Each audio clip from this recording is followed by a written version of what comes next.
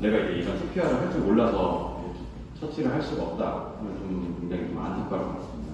그래서 오늘 뭐 시간이 좀 많지는 않지만 제가 이제 심폐소생술에 대한 다른 설명을 좀 생략을 하고 방법에 대해서만 좀 빠르게 설명을 하고 교육을 진행하도록 하겠습니다.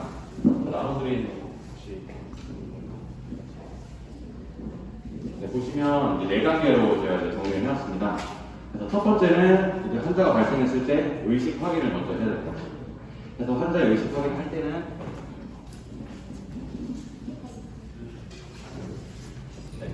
환자의 양쪽 쇄골 부분을 손으로 가볍게 두드려주면서 말을 걸어줍니다.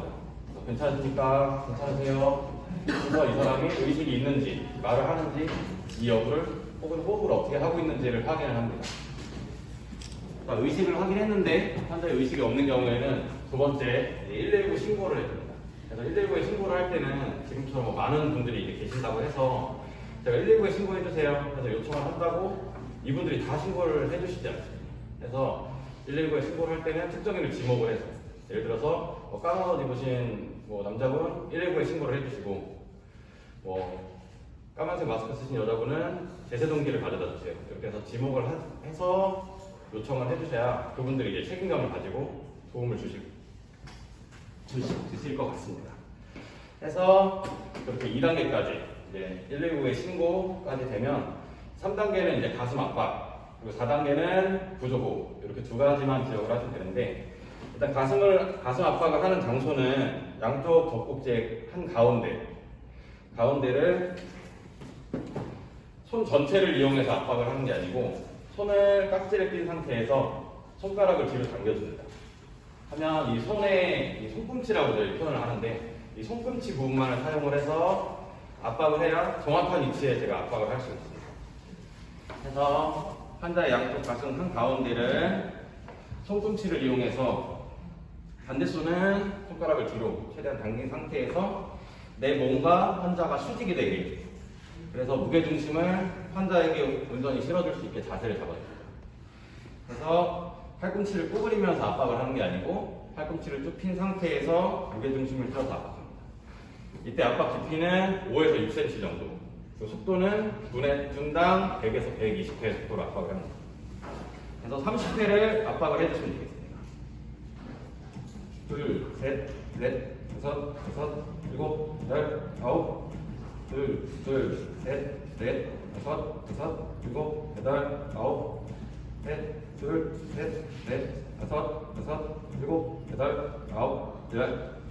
자, 이렇게 30회 압박을 한 뒤에는 구조호흡을 해야 되는데 저희가 이제 구조호흡을 반드시 할 필요가 없다 이렇게 교육을 하는 경우도 있고 구조호흡이 반드시 필요하다라고 교육을 하는 경우가 있는데 예를 들어서 저희 같은 경우 이제 수영장에서 익사사고나 혹은 이제 감전이나 이런 경우로 이제 발생한 사고에 대해서는 반드시 구조호흡을 해야 됩니다. 몸 안에 이제 남아있는 산소가 없는 상황이기 때문에 아무리 가슴 압박만 해도 몸에서 돌 수 있는 산소가 없습니다. 그래서 그런 경우에는 반드시 구조호흡을 해야 되지만 예를 들어서 심장마비나 이런 경우는 신장으로 발생하는 이런 사고 같은 경우에는 구조호흡을 따로 내가 좀 어렵다, 좀 불가능한 상황이다 라고 하면 생략을 하셔도 되겠습니다. 제가 설명을 드리고 진행을 하겠습니다. 자, 구조호흡을 하는 경우에는 한 손에 손날로 이 환자의 이마를 짚어주시고 다른 손은 검지와 중지를 이용해서 턱뼈 아래쪽을 받쳐줍니다. 그래서 손난로는 머리를 젖히면서 두 번째, 세 번째 손가락으로는 턱을 들어줍니다. 그럼 머리가 들리면서 기도 확보가 진행되고 이때 숨을 불어넣을 때는 코를 막아줘야 코로 숨이 빠져나가지가 않습니다. 그래서 손난로 머리를 젖힌 손을 검지와 엄지로 코를 막아주고 반대 손으로 턱을 들어봅니다.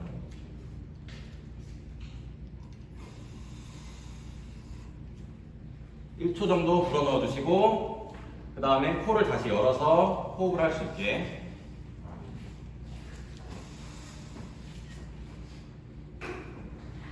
이렇게 2회를 실시해 주시면 되겠습니다. 해서 가슴 압박 30회, 구조호흡 2회 이 사이클을 반복을 해주시면 되겠습니다. 자, 혹시 궁금하신 거 있으십니까? 없으시면 저희가 애니가 4개가 준비되어 있는데 4분씩 나오셔서 한번 실습을 해보겠습니다.